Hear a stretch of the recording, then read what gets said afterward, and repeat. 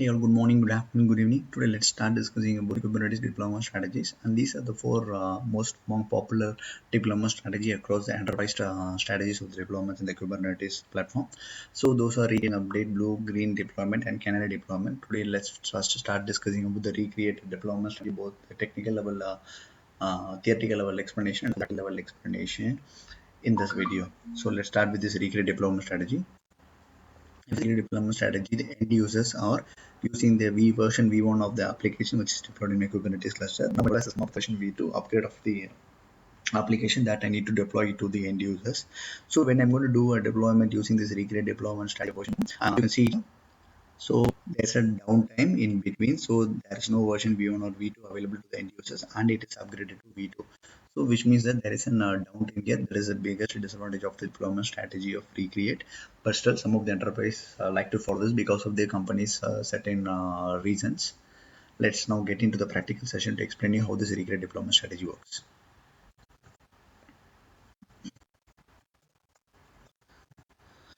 Okay, so already I have a deployment.yaml file. Let me go. If you see here, there is an API version, okay, which does extension v1 beta 1. That's very common, okay, and you can see this line here, kind as deployment, which means the piece of line what I'm going to explain here says that this is the information that's related to the deployment files. So the deployment file metadata name would be deployment strategy example, and I need to have a 3 replicas of my deployment. So I'm going to use of type recreate, which means there will be a downtime as I told earlier, and the templates metadata here, which has the labels and the application label name is deployment strategy example, and the specific the containers where application is going to be hosted. I'm going to tell it as name deployment strategy example, and this is the image that is my container is going to pull their application image and going to deploy into my container and run it as pods. This is gcr.io, which is Google Container Registry slash ultimate hyphen choir 254202 hyphen la colon v1, which means that I deploy version v1 of my application. Version v1 of my application, and the port is container port 8080. Beneath that you can see there is an separator. I'm separating and writing an service information is also in the same file. So if you don't like to have it in the same file, you can even split that across two files. One is deployment.yaml file, another is service.yaml file. So first portion will go to my deployment.yaml file, and the second portion of information it will go to service.yaml file. Here I have used it in the file. Okay, you can see the I'm going to write here as for services. Metadata name, okay, is going to be development strategy example, and the labels you can see that is deployment strategy example, specification port, and the port numbers are 8080, and the port numbers are 8080, and protocols are TCP, and selectors, deployment examples, and load balancer. Okay, so I would like to explain you just okay. If you see here, this GCR regular container registry ultimate hyphen choir hyphen 254202 is my project name, hyphen LO hyphen LA is my project repository, V1 is the version 1 where my project has been deployed to. Now to that, if you see here, this was the path which was explained, given there, saying the GCR ultimate core 25420 is a project repository, and that is what we want to be the application version which I'm going to deploy now. Later, I will show you how to deploy to the V2, and there will be a downtime. So these are things we're going to cover in our sessions. So here, let me. I don't want to expose it at 8080. Let me expose it as 80.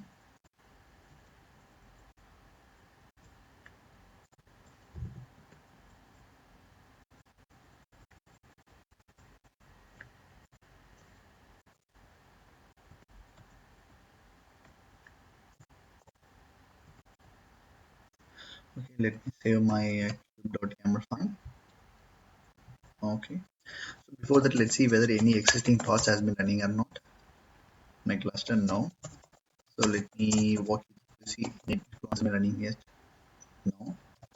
Let me see any services has been exposed apart from my Kubernetes cluster as part of my Kubernetes cluster deployment. So now let me try to deploy the application using the command kubectl apply hyphen deployment dot yaml. Okay, now you can see here my deployment name is deployment strategy example, and the status has been created and it has been exposed as service, and the service name is this service has been created. Now let me show you kubectl get deployments. Sorry, it's a typo. It should be a single P here.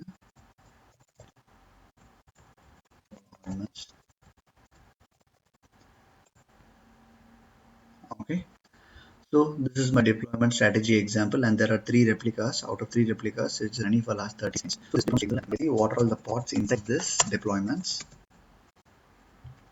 You can see there are three pods as per the replica says. Okay, the naming convention of the pod is the first set of the name would be my deployment name. You can see the deployment strategy example is the same name as my deployment name, and then you can see this value is my pod ID, which is unique among these three. So each pod will have its own unique pod ID, and the status is running. It's for running for last 53 seconds. Now let's see kubectl get services whether this deployment has been exposed as services or not. Yes, it has been deployed and exposed as services. So this is the port number which I can access my application through port number 80. So let's see this.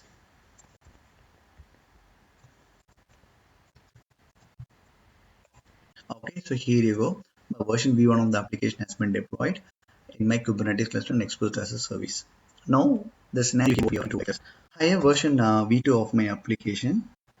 I need to deploy that application. Okay, so let's get into my deployment.yaml file.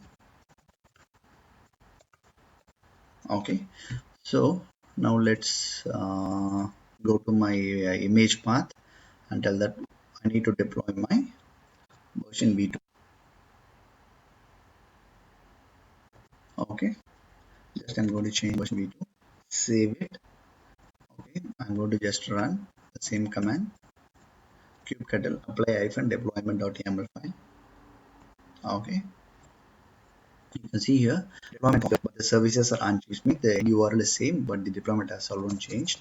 So you can see get pods hyphen w. You can see here, okay, the version V1 which has been deployed earlier as one pod start getting, okay, which means that the pod is getting destroyed at the backend. Okay, now we see there would be new three pods that would be created and the status would be in a running state, which means that the new pods are available now. So let's wait for a couple of seconds to witness it.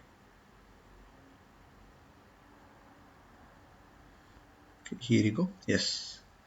So here you can see it, okay, it's very clearly, okay, you can see the old pods has been terminated entirely, okay, and then the new pods has been started getting created, okay, and it stay to running. So you can see that the pod ID is a pod ID which has been assigned for this new pods. So now let me go back to see what is the total number of pods running. Kubectl get pods, okay. So now make to get positive or income. Then you give this command to check an overall information of all the application deployments criteria. To see here, all the three pods has been running properly, and the service name is same, export has the same IP, and the deployment with three replica copies. So let me go and refresh my application.